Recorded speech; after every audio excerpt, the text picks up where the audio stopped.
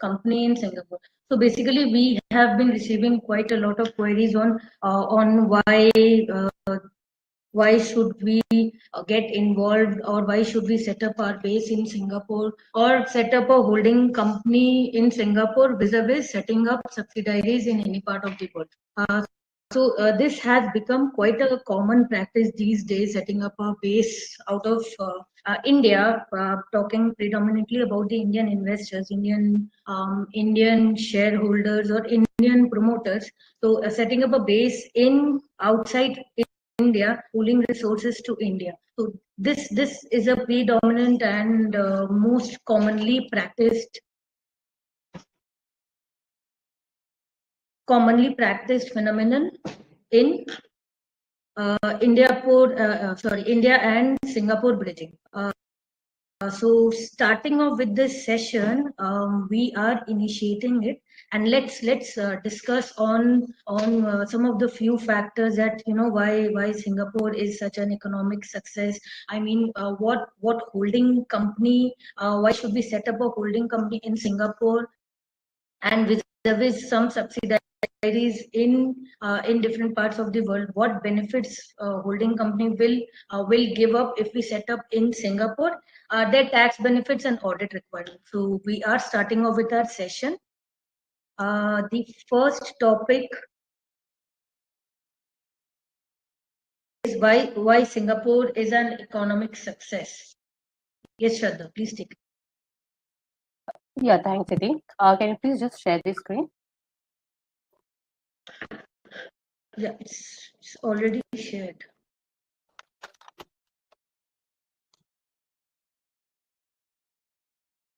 I'm unable to. Yeah.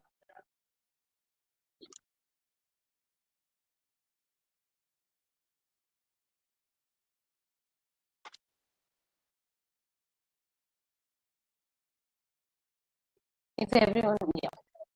Thank you. So thanks, Siti, for the introduction. And now we are here that we'll be discussing on like why the Singapore is a leading country of choice for establishing your holding entity, right?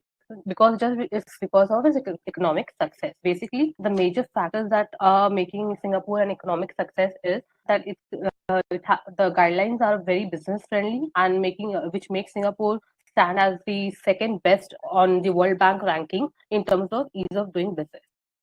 So providing because this ease of doing business, what happens here, the business opportunity to the entrepreneurs are enhanced, and they have various opportunities there in Singapore to expand their investment and proceed with their holding company in Singapore. So moving forward, Singapore has also scored in terms of economic freedom. The score is 83.9, which stands out as per the latest 2023 Index of Economic Forum. So basically, Singapore has earned a reputation of world's most advantageous economy, majorly because of its financial hub, the trade and manufacturing for its growth of the entities there, and the infrastructures are very well developed. Yeah. So moving forward, can you please just proceed with the next slide?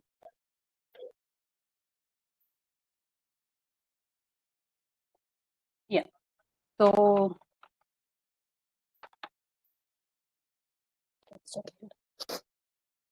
now let us discuss on what is the holding company. When we are discussing about expanding in Singapore as a holding company, and we basically need to have the major minimum criteria and idea of what is the holding company exactly. So holding companies are those entities that have their controlling power over the other entity and has substantial voting rights over the other entity. Then that in particular entity shall be considered as holding company. And in order to holding company basically owns assets such as property, trademarks, artworks, etc. Majorly basic these properties are there, and more of further considerations are there. So Singapore holding companies basically, if you talk about what is currently that are acting as holding entity, is DBS Group, Group, then all this are the holding companies currently? These are the basic minimal examples for the holding company in Singapore. Yeah. So, considering the key factors, what makes a company as a holding company? Basically, holding company will not interfere in day-to-day operations of the entity, and they'll not they'll just supervise or help you guiding in the decision making and your strategic policies for the company to expand and move ahead with the profits of the company. Holding companies are structured basically on various forms that are your limited liability company, your limited partnership, trust, or a foundation. But the most basic form of company is a limited liability company, which can be set up in terms of a private company in Singapore. Holding company can coordinate, and what does it help in? They can just coordinate and help their entity, which are their subsidiary, in pulling out the resources. And say if your subsidiary is running out of profit or it's running on loss, then the minimum the holding company would be liable to such loss would be up to their investment in that particular subsidiary company. So if the company is having a profit, then subsidiary holding company would enjoy benefits of the profits for the year.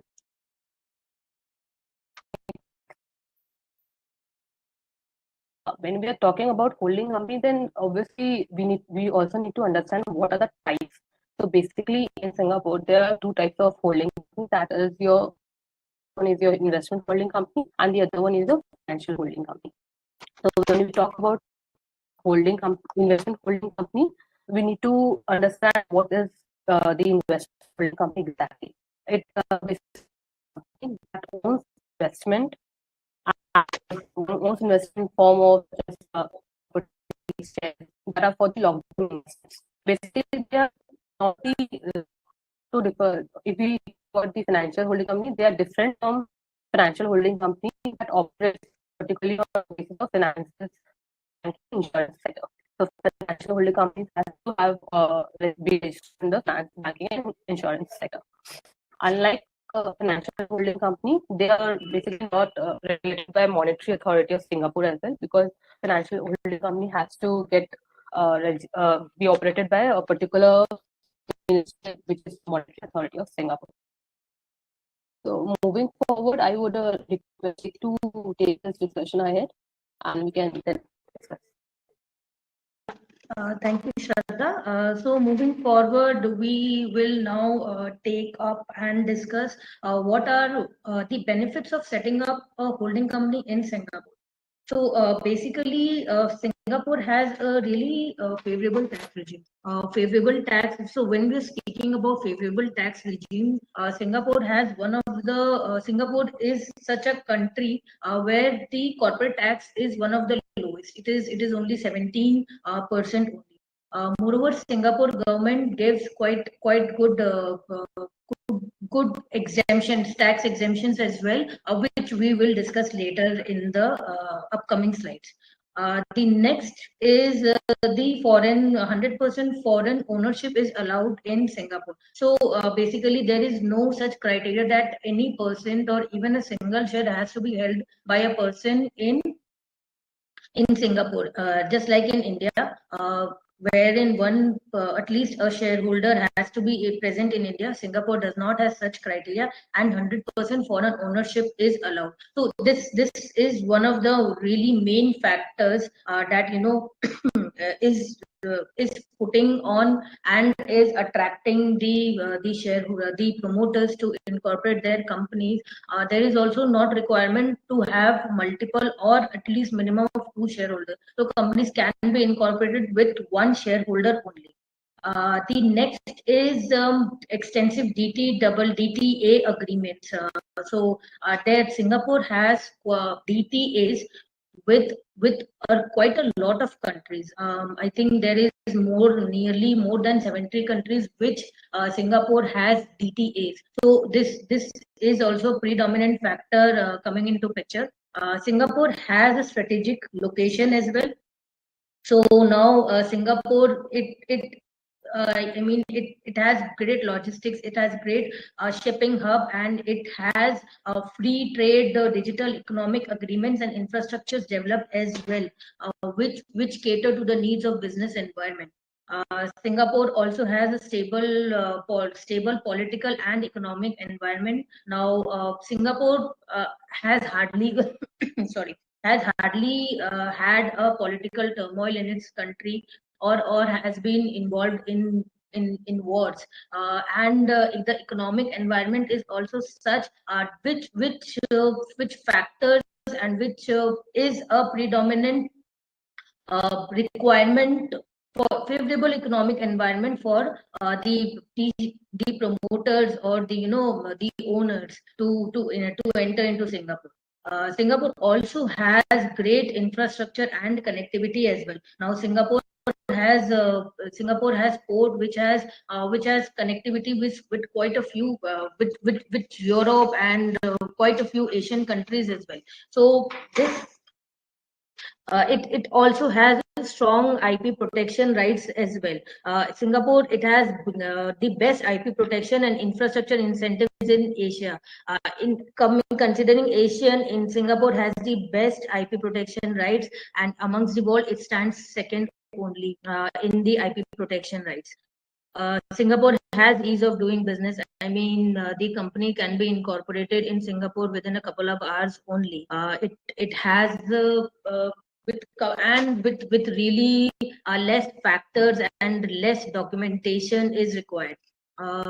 It Then the next is access to skilled talent. Now, Singapore's Singapore has great education system and has talented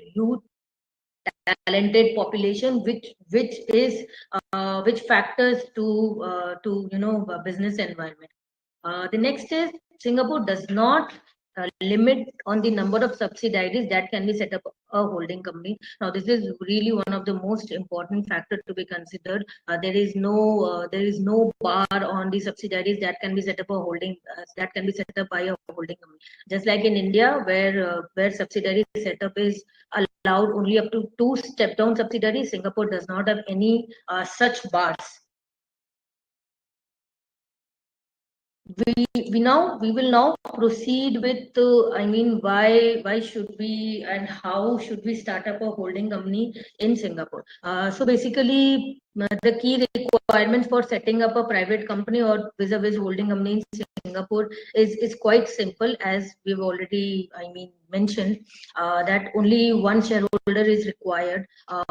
There should be a pre-approved name by ACRA. There should be one resident director, one company secretary only. Physical office is required. Initial paid up capital of at least $1 is required, and both company director and the secretary cannot be same person. So these are the bare minimal requirements that are required to set up a company in Singapore. Now, once the company is set up, we move ahead with the post incorporation obligation, which is a quite common thing, that we have to open a bank account, we have to process, we have to gather or take necessary business licenses that is applicable to company's business. We have to issue share certificates and take stamp and common seal, and we have to make a GST registration. Now, there is a criteria for GST registration. Now, if the sorry, if the company's business is expected to have an annual turnover of more than $1 million, only then GST is applicable and GST is required.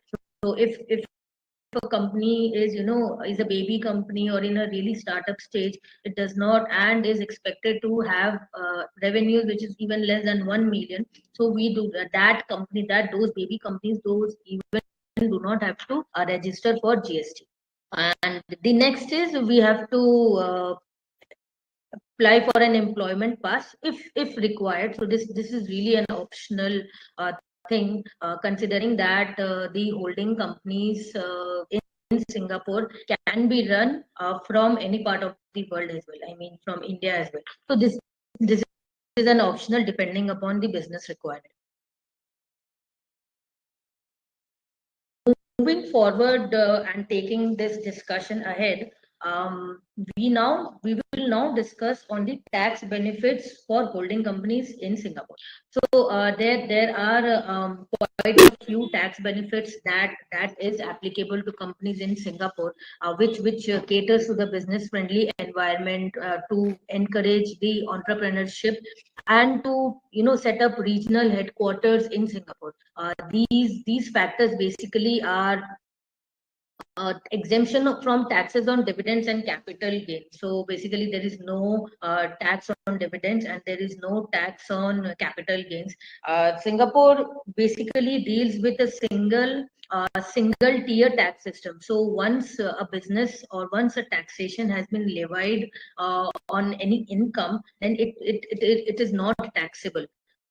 In the hands again, it's not again taxable. So basically, Singapore company's income, to sum up, Singapore's company income is only taxed once. So if it has already been taxed in the hands of company, it won't be taxed in the hands of its shareholders. The next point is there is reduced tax rates on foreign sourced income, which is remitted back to Singapore. Now, this point basically highlights the DTAs, that since there is a foreign source income and Singapore has DTAs with more than 70 countries, so with this presence of DTAs, foreign source income is not doubly taxed, and the tax rate is also reduced.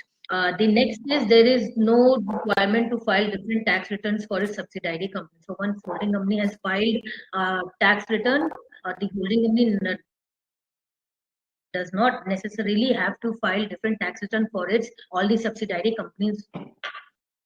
And the last pointer is that holding companies, they can enjoy tax exemption on a private company.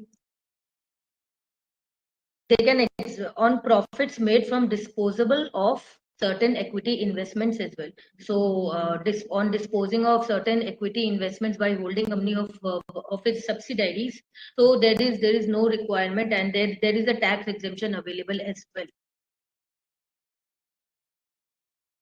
Now the next point of discussion is qualification criteria for tax exemption for holding companies. So basically, investment holding companies, they have been taxed differently from new startup companies, and the tax exemption is that for the first $10,000 of normal chargeable income, 75% is exempted, and then 50% is exempted from the next $1,90,000. Now, above that, there is a tax exemption of flat 17%. Tax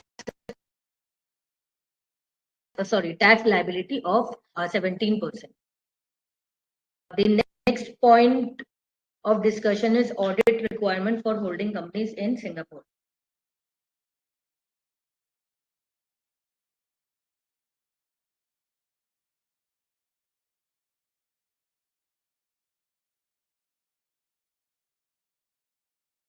The audit requirement for companies in Singapore. Now, there is a group company that is defined as a holding company and its subsidiaries. So basically, audit requirement of for companies, so holding companies in Singapore comes into picture when considering the group company, the parent company, and all of its subsidiaries. So to cater and to understand if audit is applicable on any on the holding company or the group company, we have to consider that there is at least two auditors. So we have to consider audit exemption criteria. Yeah. 𝐊𝐞𝐲, we just lost you. If you can just.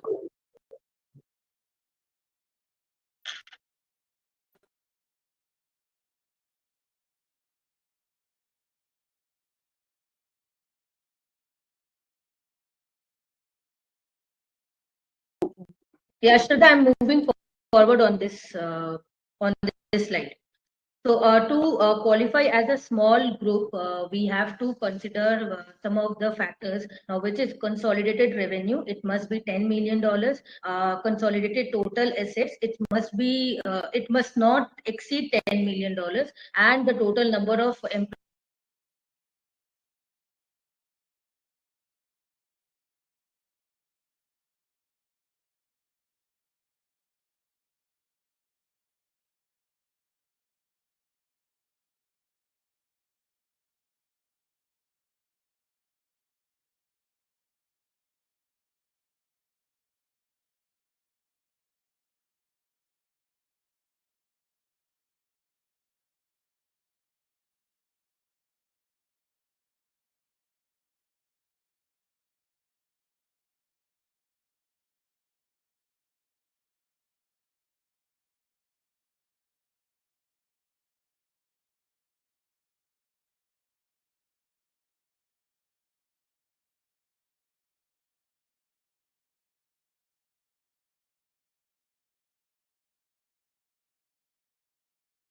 A US or an Indian company.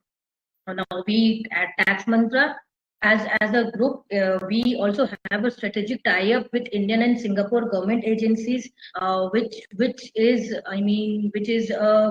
developing startup economic as well. In fact, we have been referred by Singapore government for various of its agencies.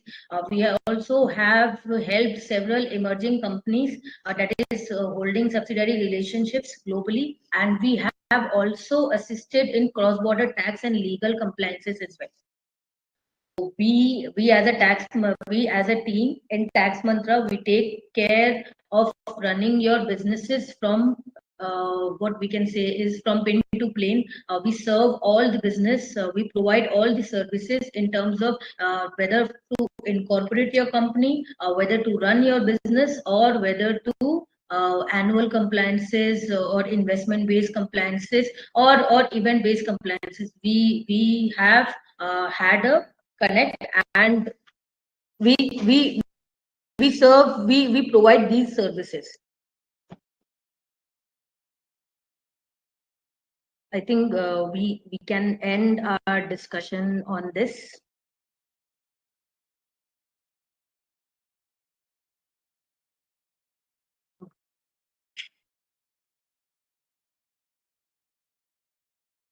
Thank you, ladies and gentlemen.